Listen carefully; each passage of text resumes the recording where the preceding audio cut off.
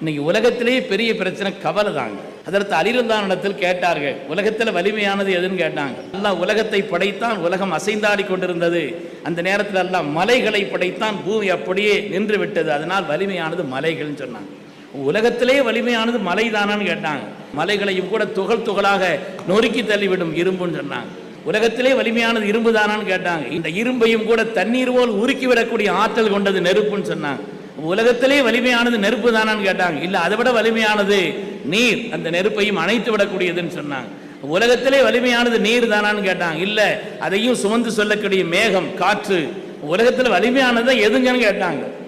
இல்லை, அதை விட வலிமையானது தூக்கம்னு சொன்னாங்க. உலகத்திலே வலிமையானது தூக்கம் தானான்னு கேட்டாங்க. இல்லை இல்லை, அதை விட வலிமையானது கவலைன்னு சொன்னாங்க. ஏன்னா கவலை வந்தால் தூக்கம் போயிடும்னு சொன்னாங்க. அப்போ அதை விட வலிமையானது வேற ஒன்றும் இல்லையா? உலகத்திலே கவலை தான் வலிமையானதான்னு கேட்டாங்க. இல்லை இல்லை, அதை விட அல்லாஹுடைய திக்ருன்னு சொன்னாங்க. அல்லாஹுடைய திக்ர் இருந்தால் கவலையும் போய்விடும்.